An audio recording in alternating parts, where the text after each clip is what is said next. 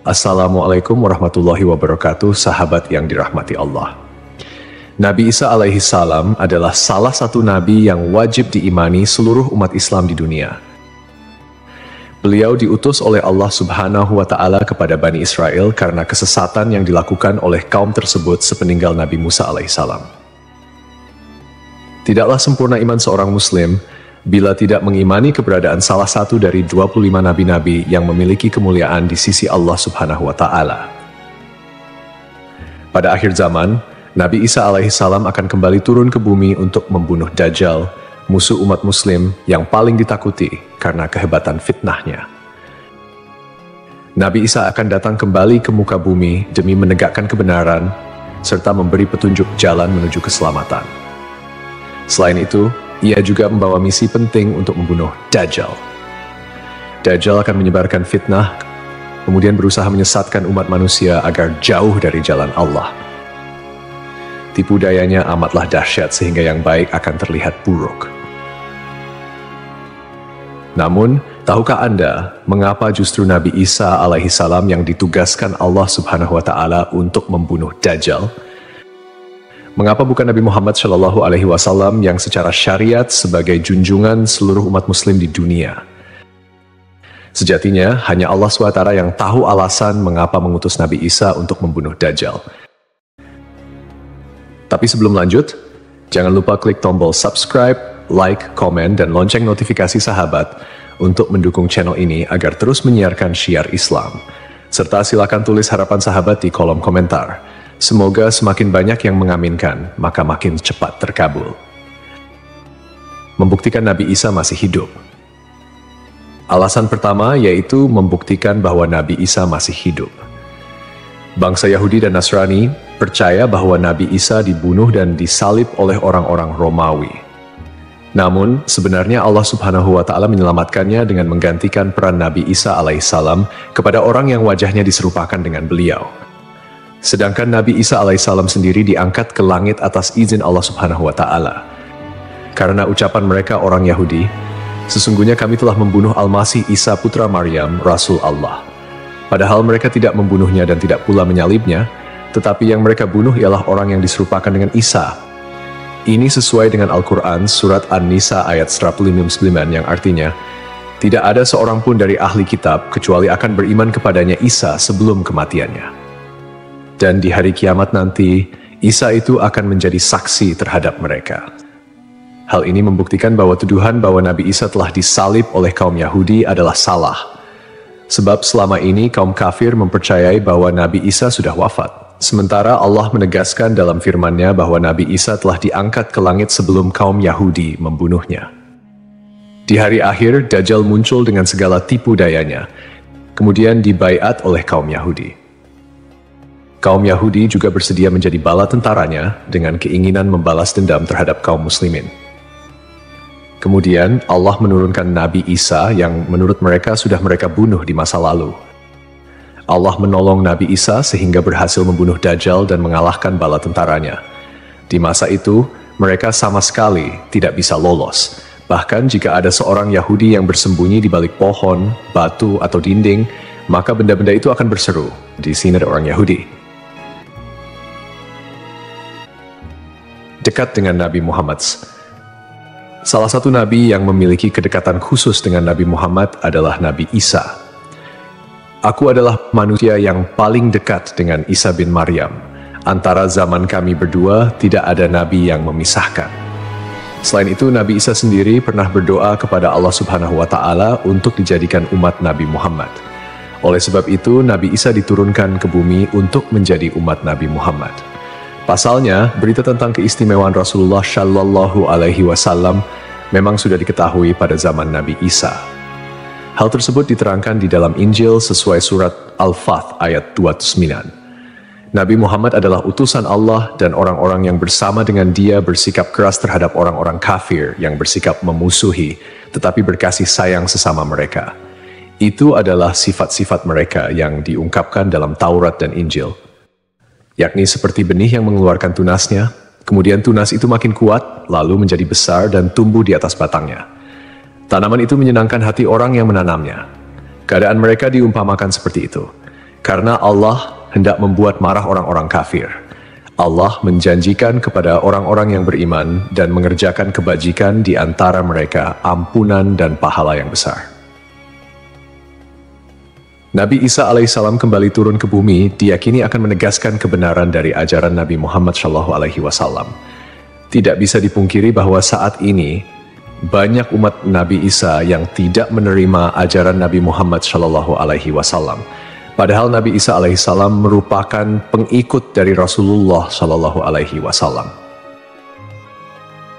Al-Baghawi menceritakan dalam tafsirnya bahwa ketika Isa alaihissalam mendatangi Baitul Maqdis, di mana orang-orang sedang bersiap salat asar, maka imam di masjid itu mundur dan menyuruh Isa untuk maju. Namun Nabi Isa enggan dan ia tetap salat di belakang imam dengan syariat Nabi Muhammad SAW. Menjalankan kewajiban jihad. Menjalankan kewajiban jihad sebagai kaum muslimin adalah tugas yang penting. Maka Nabi Isa diturunkan ke bumi untuk menjadi umat Nabi Muhammad.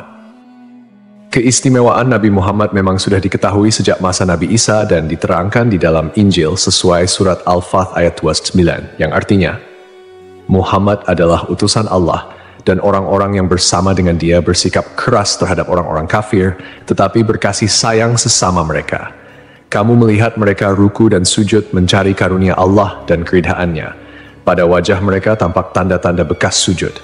Demikianlah sifat-sifat mereka yang diungkap Taurat dan sifat-sifat mereka yang diungkapkan dalam Injil. Saat Nabi Isa turun ke bumi, Dajjal sudah berada di tengah masyarakat dan memperdaya manusia. Sebagai kaum muslimin, Nabi Isa berkewajiban untuk berjihad melawan Dajjal dan bala tentaranya. Menjalankan kewajiban jihad. Allah Subhanahu wa Ta'ala memilih Nabi Isa alaihissalam untuk membunuh Dajjal sebagai bentuk penegasan terhadap kebenaran agama Islam. Sebagian umat Nabi Isa masih belum menerima ajaran Nabi Muhammad dan masih memandang Nabi Isa sebagai anak Allah Subhanahu wa Ta'ala, walaupun Nabi Isa sendiri menolak klaim tersebut. Nabi Isa sebagai nabi yang jarak paling dekat dengan Nabi Muhammad. Keduanya merupakan tokoh yang unik dalam perjalanan kenabian. Tidak ada nabi yang diutus oleh Allah Subhanahu wa Ta'ala di antara masa hidup Nabi Isa dan Nabi Muhammad.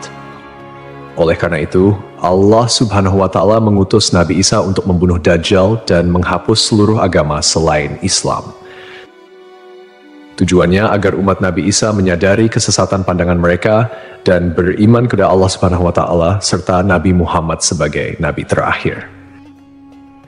Tindakan ini juga menggambarkan bahwa agama Islam adalah agama yang benar dan sempurna, mengintegrasikan ajaran-ajaran para nabi dari sebelumnya. Agama Islam sebagai agama rahmatan lil alamin yang membawa kedamaian, keadilan, dan kesejahteraan bagi seluruh makhluk. Nabi Isa diberikan mukjizat luar biasa seperti menghidupkan orang yang telah mati, menyembuhkan orang buta dan sakit, serta berbicara di buayan hingga dapat menciptakan burung dari tanah liat. Nabi Isa sebagai penyempurna dari ajaran sebelumnya menyampaikan bahwa setelahnya akan muncul seorang utusan terakhir, yakni Nabi Muhammad. Nabi Muhammad, nabi yang paling mulia dan utama di antara semua nabi. Beliau dianugerahi mukjizat terbesar, yaitu Al-Quran, yang merupakan firman Allah Subhanahu wa Ta'ala yang tidak dapat ditiru ataupun diubah oleh siapapun. Selain itu, Nabi Muhammad juga memiliki syafaat, yaitu pemberian ampunan kepada umatnya di hari kiamat. Melalui perbuatan membunuh Dajjal, Nabi Isa akan memperkuat dan menegaskan kemuliaan Nabi Muhammad, mengakui kedudukannya sebagai nabi penutup zaman. Tidak hanya Al-Quran, Nabi Muhammad juga diberikan mukjizat lain seperti membelah bulan dan air mengalir dari jemari tangannya. Perjalanan Isra dan Miraj serta mampu bersabda dalam berbagai bahasa. Mukjizat-mukjizat ini menunjukkan kekuasaan Allah yang melampaui batas akal manusia. Sementara keistimewaan Nabi Muhammad sebagai utusan Allah yang paling sempurna semakin terungkap, akhlak mulia, kejujuran tak tercela, keberanian luar biasa, dan kepedulian yang mendalam terhadap umatnya juga menjadi bagian dari kepribadian Nabi Muhammad. Beliau adalah uswatun hasanah, telan baik bagi seluruh manusia.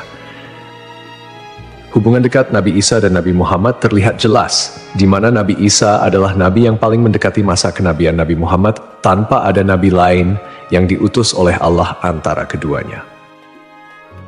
Nabi Isa bahkan menyampaikan kabar tentang kedatangan Nabi Muhammad sebagai nabi terakhir. Beliau mengakui bahwa Nabi Muhammad adalah nabi penutup para nabi dan menyatakan persaudaraan di antara mereka, cinta dan saling menghormati. Nabi Isa dan Nabi Muhammad menjadi bukti kebersamaan spiritual dengan mengakhiri keberadaan Dajjal.